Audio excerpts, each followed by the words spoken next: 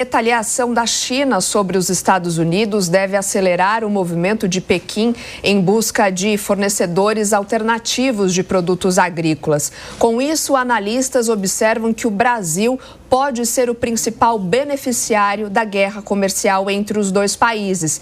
Para que a gente possa repercutir esse assunto, temos conosco hoje aqui no Jornal da Manhã a economista Lígia Pimentel. Lígia, muito bom dia para você. Obrigada pela sua participação aqui conosco. E eu já faço aqui a nossa primeira pergunta. Bom, nessa semana, inclusive, o ministro da Agricultura, Carlos Fávaro, falou que essa taxação, segundo ele, é vista como uma oportunidade. De fato, o Brasil está pronto para encarar esse aumento de taxas como uma oportunidade e como esse aumento das tarifas pode fazer com que o Brasil ganhe um mercado lá fora? Bom dia, Soraya. Bom dia, Marcelo. Bom dia a todos. Vamos lá. O Brasil tem uma pauta exportadora muito ampla, muito permeada de produtos. Então, o impacto ele vai depender diretamente de como os nossos concorrentes diretos foram tarifados por determinado produto. Entendeu? Então, se a gente falar, por exemplo, de soja, existe sim uma possibilidade muito grande de a gente ser beneficiado. Por quê? O Brasil entrou na menor taxa de tarifa, que é de 10%, e os Estados Unidos já possuíam uma taxa de 20% e foram acrescidos pela retaliação de 34%, chegando a 54% de taxação. Isso torna a soja norte-americana muito provavelmente inviável para entrar no mercado chinês. E aí, os Estados Unidos eram o maior exportador da China de soja. O Brasil está logo na sequência. Então, muito possivelmente, abre-se um espaço para o Brasil. O que aconteceu aí nessa semana, ao longo da semana passada, hoje domingo, nós observamos que nos Estados Unidos a soja acordou depois do pronunciamento. A soja acordou derretendo nas bolsas lá nos Estados Unidos e aqui no Brasil ela caiu por questões internas domésticas, mas caiu menos, abrindo os prêmios. Ou seja, o Brasil ainda ficou, além de tudo, relativamente mais barato. Então o mercado começou a punir a soja norte-americana e o Brasil ficou em patamares mais aceitáveis. Esse é o caso da soja. Então fica interessante para o Brasil no caso desse produto, sim. Agora, está todo mundo muito confuso e buscando entender o que está acontecendo, justamente porque são muitos produtos, são muitas taxas diferentes aplicadas aos produtos, são concorrentes globais para diferentes produtos. Então, de fato, é uma situação um tanto quanto caótica e difícil enxergar como um todo. Nós vamos ter que analisar por produto. Exatamente, Lígia? Bom dia. Claro que o impacto é esperado, Mas para saber a realidade, o que vai de fato acontecer, nós temos que esperar um pouco mais, Mas de qualquer forma, muita gente não entende o que ele está fazendo porque a grande maioria acredita que haverá uma inflação maior justamente nos Estados Unidos, um aumento de preços lá no próprio país. Mas de qualquer forma, também há analistas que entendem que é uma pressão, evidentemente, ele pode fazer a maior economia do mundo e poderia haver a viabilidade de acordos diretamente, país contra país, e aí uma disputa fiscal mesmo, Muito se fala também que a Índia quer entrar nesse mercado, de repente zerar alíquotas.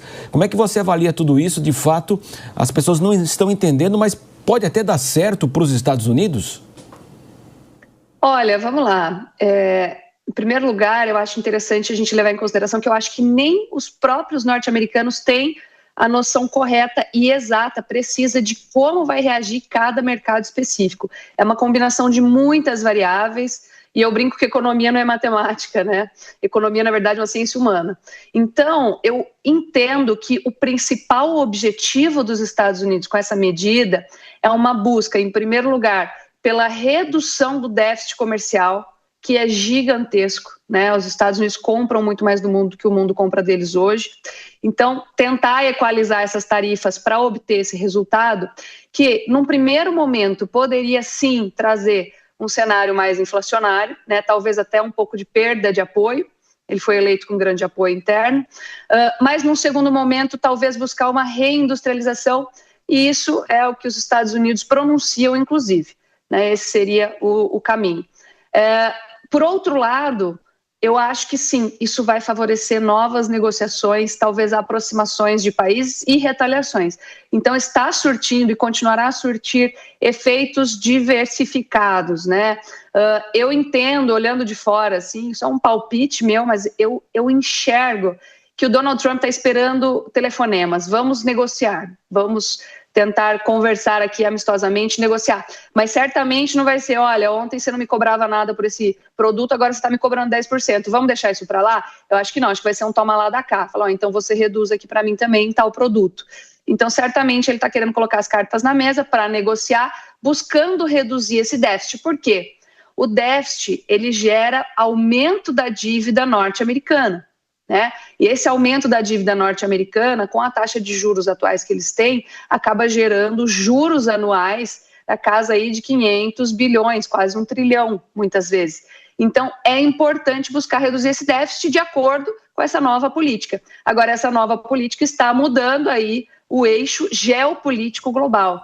E isso acontece de tempos em tempos. Marcelo, acho importante a gente lembrar, por exemplo, que lá em 71, o Richard Nixon unilateralmente tirou e abandonou o padrão ouro, né, mexendo com os mercados mundo afora, e depois a gente foi entender, a gente não, porque eu não era nascida ainda naquele momento, mas nasci um pouco depois, mas o mundo foi entender depois quais eram as consequências daquilo e como se reacomodar após a decisão.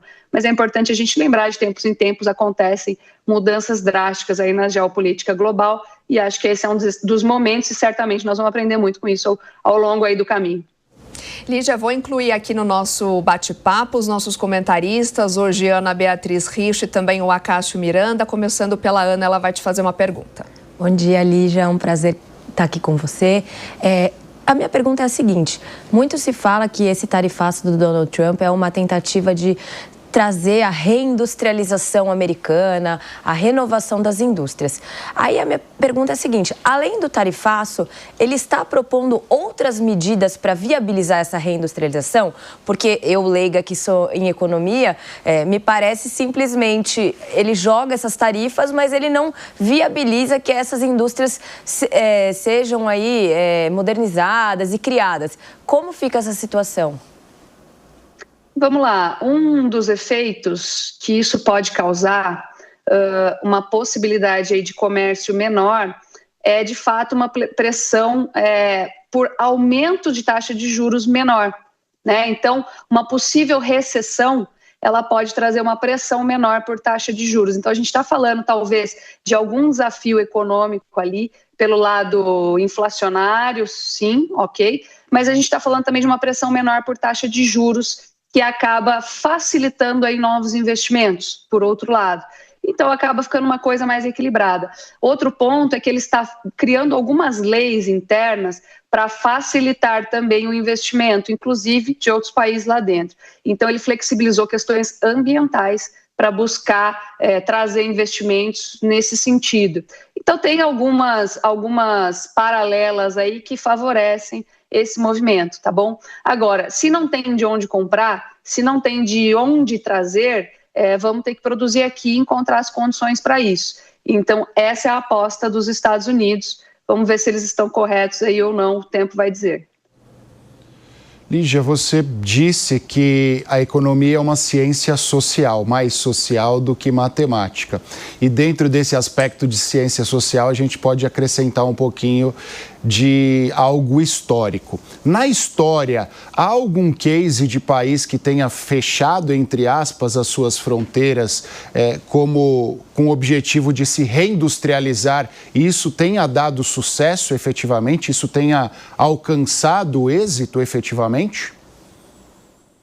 Olha, acho que nós temos um caso aqui mesmo no Brasil, né? Então, se você observar o governo militar, ele foi um governo bastante fechado. Ele acabou centralizando aí a construção de muita infraestrutura, grandes obras foram realizadas aqui nesse período, algumas empresas importantes acabaram se desenvolvendo aqui nesse momento, né? Esse poderia ser um exemplo. Obviamente, a gente chegou ao ponto de se fechar tanto e de se endividar tanto que causou posteriormente uma grande crise hiperinflacionária dentro do cenário nacional. Agora, de fato, a gente acabou conseguindo, por outro lado, produzir algumas coisas aqui domesticamente. Então, esse é um exemplo. A gente precisa ver se isso vai ser conduzido como, por quanto tempo. Então, tem muitas incertezas.